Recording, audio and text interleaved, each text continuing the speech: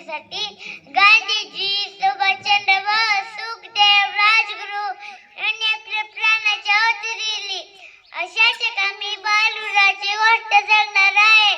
एक दिवशी शिरीष कुमार गायीने आपले काम आटपत होता आणि त्याची आई म्हणाली, अरे अरे एवढी घाई कसली? शिरीष म्हणाला, अगं आम्ही शाळेतले सर्व मुले मिळून आपल्या झेंड्याची मिरवणूक करणार आहोत आणि इंग्रजांच्या विरोधात घोषणा देणार आहोत. आई घाबरली आणि म्हणाली, पण ते गोरे लोक? शिरीष म्हणाला, करून करून काय करतील? नुसते लाठी मास्तर करतील.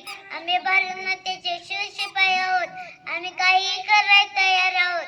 एवढे बोलून तो घोषणा देताच घराच्या बाहेर पडला. करेंगे मरेंगे, भारत माता की जय, वंदे मातरम आणि असे म्हणत तो शाळेत गेला. मुलांना एकत्र केले.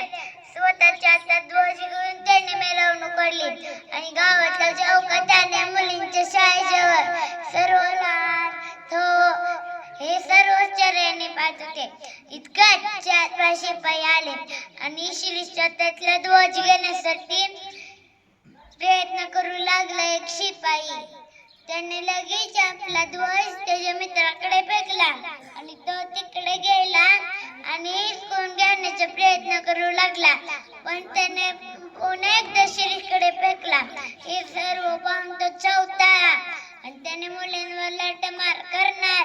इतक्यात वाऱ्याच्या वेगात तिथे शिरीष पोहोचला आणि म्हणाला, मुली रोज काय लाठमार करताय? ही माझ्या उपरी छाती, हिम्मत असेल तर माझा होय. त्याने लगेच आपली पिस्तुली काढली आणि धडाधूम गोळ्या झाडल्या, पण नेम चुकला. शिरीष हसला आणि म्हणाला, नीट नेम धरा, गोळ्या संपल्या की काय? हे ऐकून तर तो आणखीनच चौथा आणि त्याने पुन्हा एकदा एक गोळी झाडली. शिरीष रक्ताच्या थरार पडला. सर्व मुले सैरा वैरा धावू लागली, पण काही ढीग मुले तिथेच उभी राहिली. शांतदेव, त्याचा मित्र सुखदेव हे तिथेच थांबले. त्यांनाही गोळ्या चढल्या.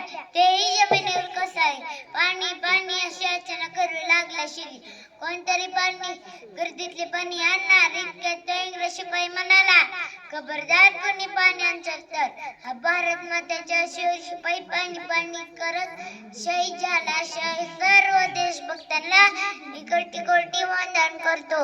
जाता जाता मी एवढंच बोलेल, हे मेरे वतन के लोग जरा तुम्हें पानी जो शहीद हुए हैं उनकी जरा याद करो कुर्बानी, जरा याद करो कुर्बानी.